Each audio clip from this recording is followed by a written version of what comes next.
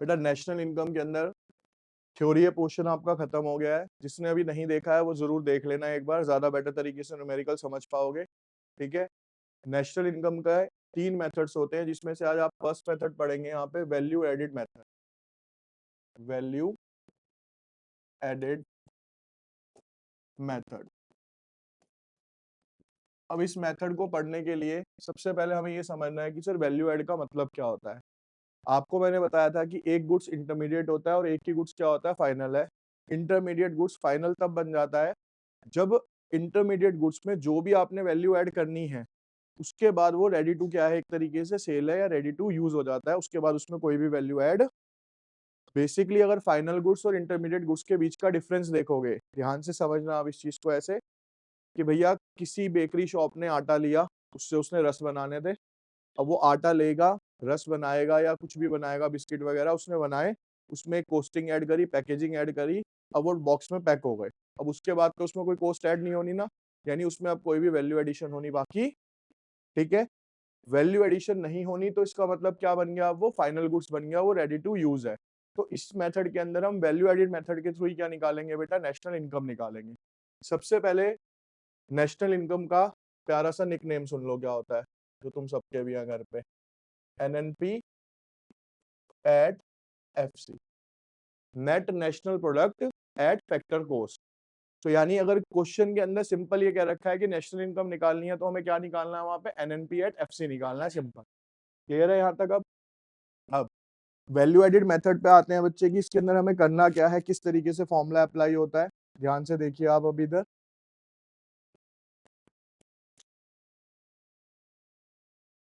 देखिए value added का बेटा जो फॉर्मूला है वो है value of output minus intermediate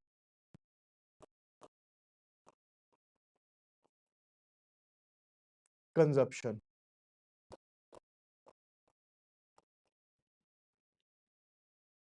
ठीक है, इससे पहले शॉर्ट में समझ लो, फिर एक एक चीज समझाता हूँ डिटेल में। वैल्यू ऑफ गुड का मतलब बेसिकली क्या होता है, कितने में आप उसे बेच रहे हो।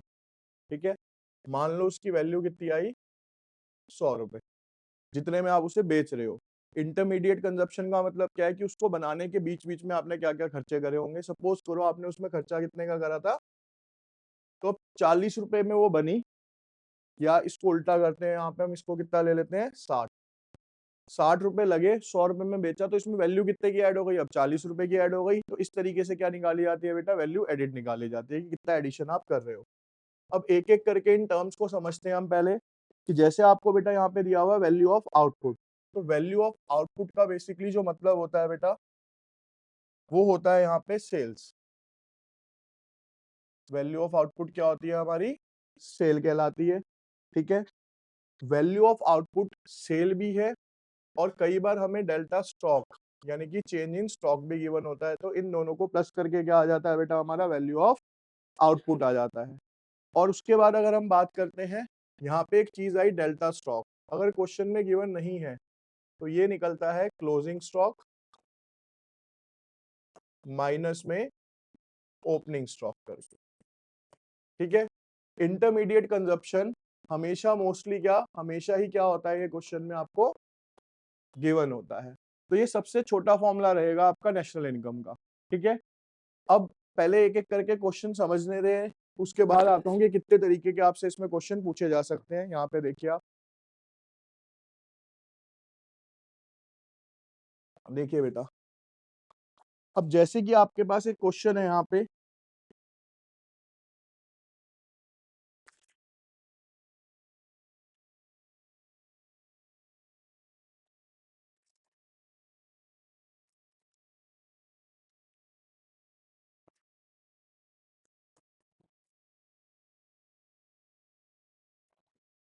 देखिए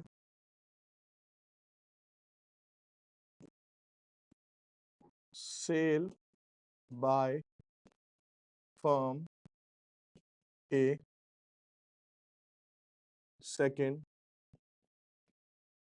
purchase from firm be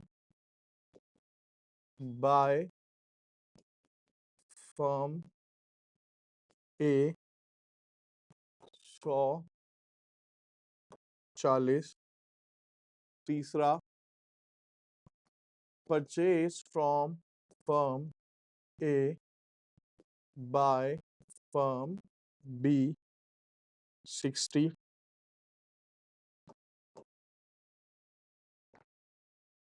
closing stock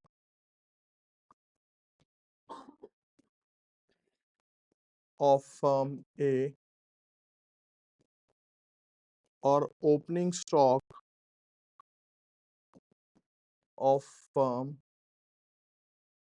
ए 20 और 25।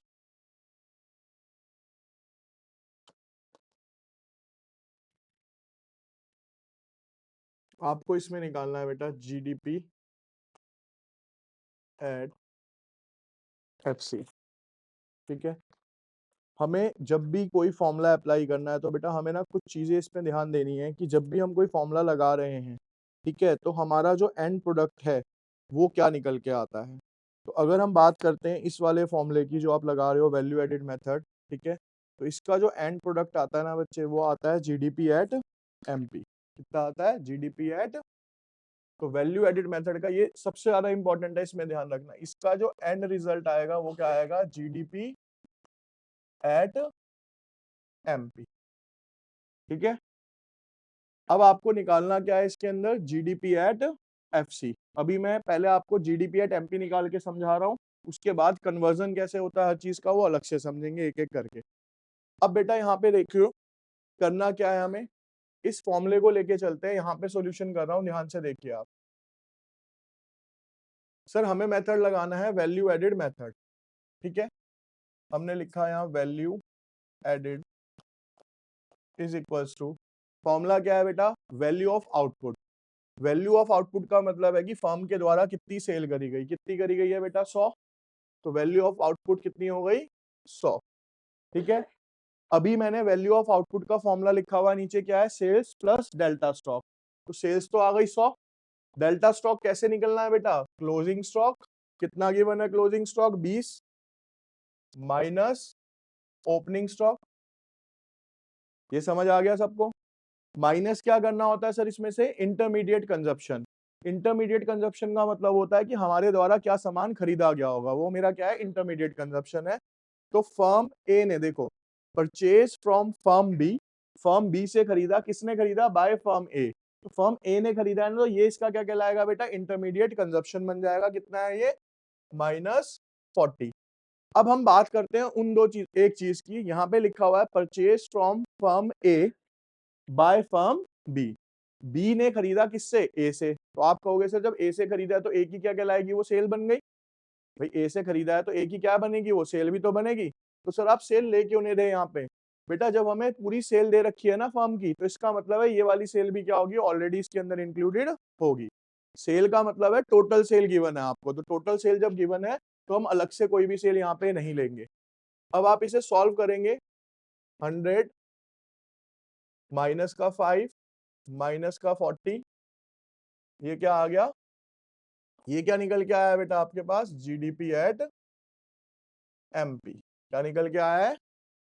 GDP at MP. यहां तक क्लियर हो गया सबको? ठीक है, अब अगर मान लो अभी तो क्वेश्चन की डिमांड क्या है? क्या निकालना था मेरे को? GDP at FC. मैं कहता हूं क्वेश्चन ये कहता है कि नेशनल इनकम निकालो। क्या निकालो? अब बहुत ध्यान से देखना, तीनों फॉर्मूले के लिए यानी तीनों मेथड्स के लिए इंपॉर्टेंट पॉइंट पे जा रहे हैं हम। ठीक है, यहां पे लिखवा रहा हूं मैं आपको अब सबसे इंपॉर्टेंट टॉपिक इसका, conversion of GDP at MP to NNP at FC. यानी जीडीपी एट एमपी को हम किस तरीके से एनएनपी एट एफसी के अंदर कन्वर्ट करेंगे। GDP at MP. अब जो जो बोलूंगा अगर ध्यान से सुन लोगे ना, यहीं पे क्लियर हो जाएगा। स्कूल में भी पढ़ा होगा, प्लस माइनस आपने होती है, इनमें चीजें पता भी होंगी, लेकिन क्यों होती है उसके रीजन सुन लो आप पहले लॉजिकली। देखो बेटा, सबसे पहले हमें ना ये देखना है किससे किस में कन्वर्ट करना है। ये है G, G stands for gross और N stands for net. Net क्या कहलाता है? ये हमने थ्योरी पढ़ते टाइम भी पढ़ा था कि ग्रॉस होता है बड़ा, यानी जो उसकी एक्चुअल वैल्यू है। नेट होता है जब डेप्रिसिएशन माइनस हो जाता है तो उसके बाद जो उसकी वैल्यू बचती है वो क्या कहलाता है? उसका नेट कहलाता है। तो देखो आपको दो चीजें देखनी है कन्वर्जन के टाइम पे, हम बड़े से छोटे में जा रहे हैं, छोटे से, अभी आप जी पे हो, ग्रॉस पे हो, जाना किस पे है? नेट पे, यानी बड़े से छोटे पे जाना है। तो अगर किसी भी चीज को बड़े से छोटा करना है तो उसमें से माइनस होता है या ऐड होता है? माइनस होता है, लॉजिकल है, ठीक है। तो ग्रॉस से नेट में जाने के लिए बेटा हम यहां से माइनस कर देंगे क्या? डेप्रीशिएशन। क्या माइनस करेंगे? और इसे बोला जाता है कंजप्शन ऑफ फिक्स्ड कैपिटल। क्या बोलते हैं हम इसको? कंजप्शन ऑफ फिक्स्ड कैपिटल के नाम से भी क्वेश्चन में ये गिवन होगा। जैसे ही आप इसमें से ये माइनस कर दोगे, अब आपकी ये जो वैल्यू बची है, ये बची है एनडीपी एट एमपी। क्या बची है? NDP at. अब अगला क्या है सर? ये है डी। क्या है? डी से किस में जाना है? एन में। D stands for domestic, D stands for, N stands for national. Domestic छोटा है या नेशनल छोटा है? डोमेस्टिक छोटा है। डोमेस्टिक से किस में जा रहे हो? नेशनल में, यानी छोटे से किस में जा रहे हो? तो क्या करेंगे? प्लस करेंगे। अब प्लस क्या करना है वो बताते हैं। इसमें बेटा प्लस होगा net factor income from abroad, short में जानते हो आप इसको NFIA, NF, ठीक है। अब जैसे ही आपने इसमें से इसको माइनस करा, अब आपके पास यहाँ पे आ गया बेटा NNP at MP, NNP at, ठीक है। अब देखो P तो P रहेगा, ठीक है। MP से किस में जाना है? FC में। MP है मार्केट प्राइस, FC है फैक्टर कॉस्ट। ये भी थ्योरी में पढ़ चुके हो। MP क्या होता है और फैक्टर कॉस्ट में डिफरेंस क्या होता है? फैक्टर कॉस्ट वो लागत है जिसमें आपने चीज को बनाया, MP वो है जिसे उसमें मार्केट में आप बेचोगे। तो MP बड़ा होगा या फैक्टर कॉस्ट बड़ी होगी? भाई सीधी सी बात है, बनाने वाले से कॉस्ट ज्यादा किसकी होती है? बेचने वाली। तो MP बड़ा है, फैक्टर कॉस्ट। अब MP से किस में आना है मेरे को? FC में। MP से FC में, यानी बड़े से छोटे में आना है तो कोई ना कोई चीज क्या होगी? यहाँ पे माइनस होगी। अब माइनस जो होगा यहाँ पे NIT, नेट इनडायरेक्ट, सब पढ़ा हुआ है थ्योरी में। अगर ढंग से किसी ने वीडियोस देखी होंगी, समझ के गए होगे, सब पढ़ चुके हो ये। इसको निकालने का भी फॉर्मूला होता है बेटा इनडायरेक्ट टैक्स। ये भी थी थ्योरी में, MCQ भी थे इसके। Indirect tax minus subsidies. Indirect tax subsidies भी अच्छे से एक्सप्लेन करी हुई है आपको। अब यहां पे कन्वर्ट होके ये बच गया NNP एट FC। तीनों मेथड्स को अप्लाई करने के लिए कंपल्शन है कि आपको अच्छे से पता होने चाहिए, ठीक है। अब इस वाले के लिए, इस वाले के लिए यानी कि NFIA के लिए एक नोट, यहां पे क्या लिखा है? Net factor income from abroad. अगर यहाँ पे लिखा हो net factor income to abroad, क्या लिखा हो? Net factor income to abroad. बेटा फ्रॉम का मतलब हमारे पास आ रही है, टू का मतलब हम उनको दे रहे हैं। तो जब फ्रॉम है तो मेरे पास आ रही है तो मेरी नेशनल इनकम को बढ़ाती है, इसलिए प्लस हो गई। टू का मतलब क्या है? मैं उनको दे रहा हूं, तो मेरी नेशनल इनकम बढ़ने की जगह क्या होगी सर? कम होगी। तो अगर कहीं क्वेश्चन में net factor income to abroad दिया हुआ है तो वो क्या किया जाएगा बेटा? यहाँ पे माइनस किया जाएगा। क्या किया जाएगा? क्लियर है जी यहां तक? अब ये सारा पक्का? ठीक है, चलिए देखिए यहाँ पे, अब ध्यान से देखिए। यहाँ बेसिकली क्या हुआ, इसका बी फर्म का, ये ए फर्म का था, बी फर्म का कितना आया हमारा? 130, टोटल आ गया 185 जीडीपी एट एमपी। रिक्वायर्ड क्या है? GDP at FC. आपको दो चीजें दिमाग में हमेशा रहनी चाहिए, बड़े से छोटे में जा रहे हो, छोटे से, क्योंकि प्लस माइनस की कंफ्यूजन दूर हो जाएगी आपकी।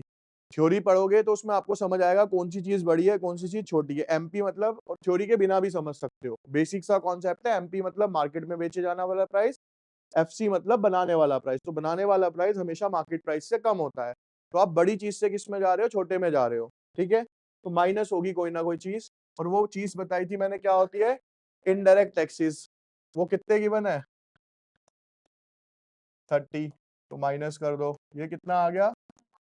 ये आ गया बच्चे आपका जीडीपी एट।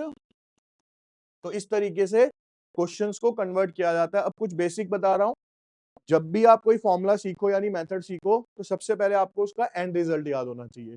इसका एंड रिजल्ट क्या है? जीडीपी एट, क्योंकि तभी आप उसे कन्वर्ट करने पे लेके जा पाओगे। अगर कन्वर्जन करना है तो पहले एंड रिजल्ट पता होना चाहिए। दूसरा हमें फॉर्मूला पता होना चाहिए, मस्ट है वो तो, ठीक है? कन्वर्जन उसके बाद हो ही जाएगा इजीली आपका। समझ आ गया ये आज से अच्छे से?